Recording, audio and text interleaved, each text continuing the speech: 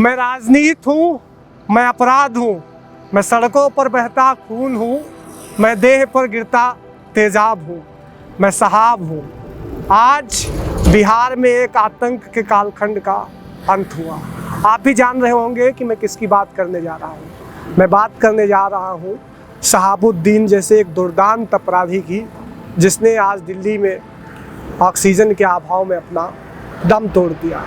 ये वही शहाबुद्दीन था जिसने कभी दो भाइयों को तेजाब में नहलाकर उनकी जान ले ली। शहाबुद्दीन के दुर्दांत हत्याकांडों को किससे शायद ही कोई ऐसा हो जो ना जानता हो। बिहार का सीवान जिला शहाबुद्दीन के नाम से थर्राता था। कहते हैं जब शहाबुद्दीन का काफिला निकलता था तो लोग दुकानों के शटर गिरा देते थे, घरों में घुस जाते थे। शहाबुद्दीन के नाम की वो दहशत थी कि माएँ अपने बच्चों को सड़कों पर जाने से रोक लेती थी। आज उसी शहाबुद्दीन की मौत पर हम आपको उसकी गुंडागर्दी की, उसके हत्याकांड का और उसकी बहुचर्चित नाम का किस्सा सुनाएंगे। आप बताएंगे आपको कि कौन था शहाबुद्दीन। शहाबुद्दीन जिसे बिहार की हाई कोर्ट ने ताउम्र जेल में रहने का आदेश दिया। उसने राहत के लिए सुप्रीम कोर्ट ने अपील की तो सुप्रीम कोर्ट की 3 सदस्यीय जजों की बेंच ने भी उसी बिहार हाई कोर्ट के फैसले पर मोहर लगाई जो बिहार हाई कोर्ट ने दिया था। सितंबर 2016 का महीना, 1300 गाड़ियों का काफिला लेकर जेल से चले शहाबुद्दीन का काफिला गुजर रहा होता है। टोल टैक्स वाले साइड में खड़े थे, उसी में कितने सारे लोग और भी टोल टैक्स पार कर जाते हैं, किसी को कोई अंदाजा नहीं था। एक दुर्दांत अपराधी शहाबुद्दीन जेल से छूटता है और जनता उसके जय जयकार के नारे लगाती है। अपराधी खुलेआम बोलता है कि मैं मुख्यमंत्री नीतीश कुमार मेरे नेता नहीं है, क्योंकि नीतीश कुमार परिस्थितियों के नेता हैं और मेरे नेता हैं लालू प्रसाद यादव, क्योंकि इन्हीं मुख्यमंत्री यानी नीतीश कुमार ने कभी शहाबुद्दीन को जेल भिजवाया था। अब परिस्थितियां कुछ दिनों बाद ऐसी बनी कि लालू प्रसाद यादव के सहारे से नीतीश कुमार की सरकार बनी और वही लालू प्रसाद यादव शहाबुद्दीन के नेता थे। शहाबुद्दीन का जेल से छूटना कोई आश्चर्यचकित करने वाली घटना नहीं थी।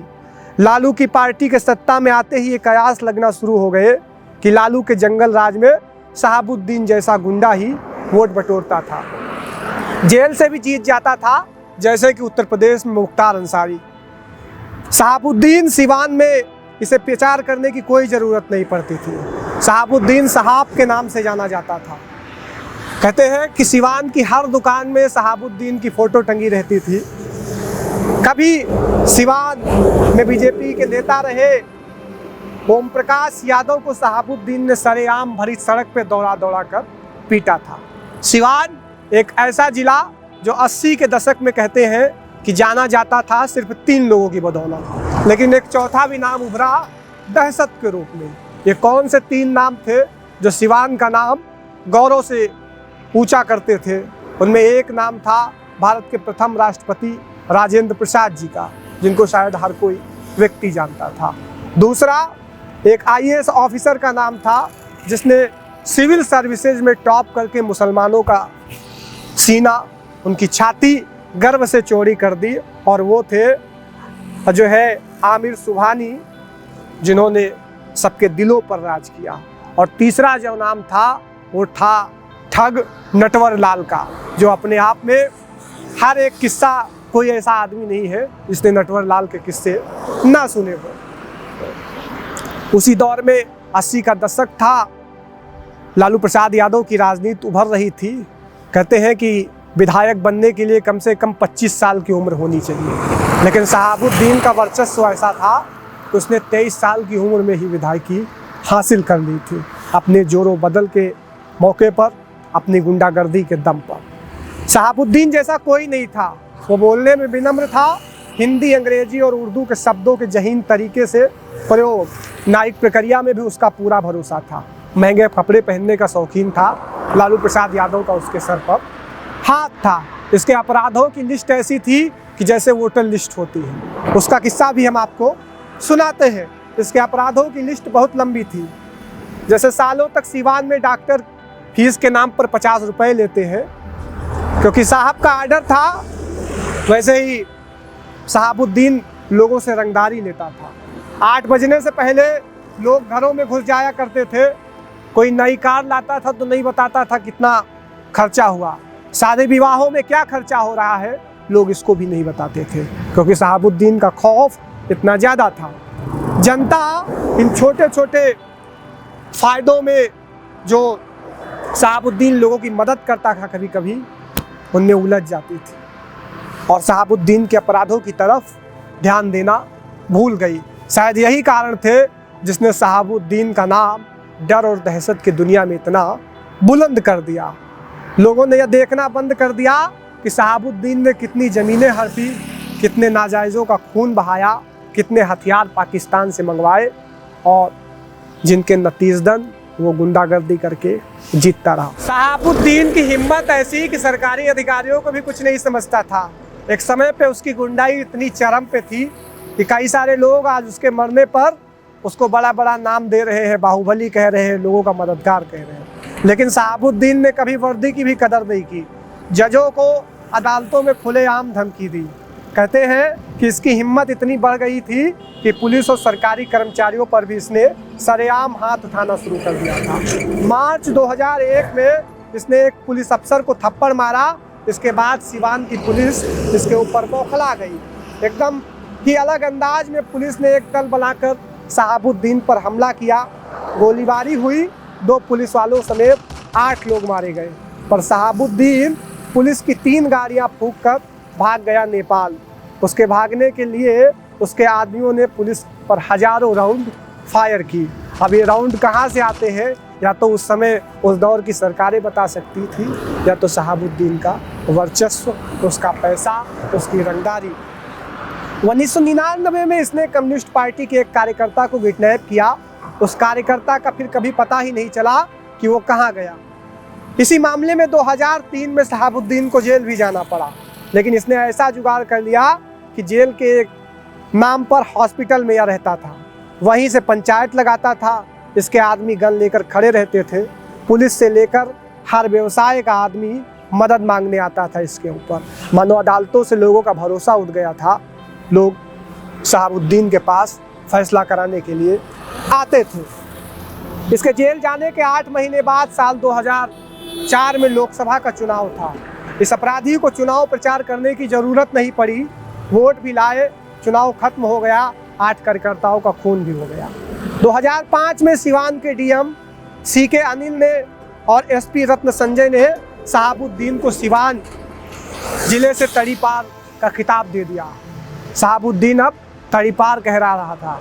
भारत की संसद का एक ऐसा सांसद जो अब तड़ीपार था, जो लोकसभा का नाम कुछ गुंडाई से रोशन करता था। एक बार की बात है कि शहाबुद्दीन के घर पर पुलिस ने रेड मारी तो पाकिस्तान में बने हथियार, बम, न जाने और तमाम प्रकार की सामान मिला। ये सबूत भी मिले कि पाकिस्तान की खुफिया एजेंसी ISI के इसके संबंध है। सुप्रीम कोर्ट ने इससे पूछा था कि सांसद होने के नाते तुम्हें वैसे हथियारों की ज़रूरत क्यों है जो सिर्फ आर्मी के पास है, CRPF और पुलिस के पास भी नहीं है। इसको जेल जाना पड़ा। वो पुलिस के लिए आसान नहीं रहा। आर्डर निकलने के 3 महीने बाद तक दिल्ली के अपने आवास में ही रहता था। बिहार और दिल्ली पुलिस की टुकड़ी जाती, लेकिन शहाबुद्दीन के डर से वापस चली आती। लेकिन पुलिस ने भी एक बार ऐसा मन बना लिया कि मुझे इसको उठा के लाना है, और पुलिस दिल्ली स्थित इसके आवास से इसको उठा लाई। जेल जाने में इसका रुतबा बढ़ता था, पर इसका घमंड कम नहीं होता था। इसने जेलर को एक बार धमकी दी, तुमको तड़पा तड़पा कर मारेंगे। सुनवाई पर इसका वकील जज को धमकी दे आता था। यह था शहाबुद्दीन का वर्चस्व। 2007 में कम्युनिस्ट पार्टी के दफ्तर में इसने कम्युनिस्ट के एक कार्यकर्ता का हत्या किया, जिसके बाद में इसको सजा भी हुई। 1997 में JNU से एक छात्र नेता चंद्रशेखर गए थे नई राजनीति करने, उनको जान से मार दिया गया। हाथ किसका था? शहाबुद्दीन का। 2009 में शहाबुद्दीन ने इलेक्शन कमीशन ने चुनाव लड़ने से बैन कर दिया कि शहाबुद्दीन चुनाव नहीं लड़ सकता। तब इसकी पत्नी हिना को हराकर ओम प्रकाश सांसद हुए थे, जिससे शहाबुद्दीन ने मारपीट भी की थी। अब बिहार राजनीति में काफ़ी पीछे जा चुका था। सिवान में नहीं, वहाँ पर जेल में फैसले सुनाए जाते थे। कहते हैं जेल के लिए बस नाम भर थी, सारे इंतजाम वहीं पर होते थे, वहीं पर हत्याओं का सेटलमेंट होता था, वहीं पर किसको निपटाना है इसकी भी बातचीत होती थी। 2014 में एक बार फिर से शहाबुद्दीन के जेल से बाहर आने की चर्चाएं शुरू हो गई। लोगों की ज़बान पर शहाबुद्दीन का नाम था, साहब का नाम था। 2004 के हत्याकांड में एक बार फिर नाम चर्चा में आया इसका। 2016 में एक पत्रकार राजदेव रंजन की हत्या कर दी गई थी, जिसमें भी शहाबुद्दीन का पूरा नाम आया था। और उन दो भाइयों की हत्या से तो सभी परिचित होंगे, जिसको इन्होंने तेजाब में नहलाकर मारा था। तो आज इस दुर्दांत पापी के पाप का अंत हुआ, और जो लोग इसको आज महान बना रहे हैं वो सदियों तक याद रखें कि हत्यारा गुंडा समाज का कभी भला नहीं कर सकता था। तो ये था शहाबुद्दीन का किस्सा, उसके बिहार में आतंक का, सिवान जिले में आतंक का, और लोगों के मन में बने डरो दहशत के माहौल का। नमस्कार, मैं आयुष तिवारी हूँ और आप वॉक्सी टॉक्सी हिंदी को देख रहे हैं।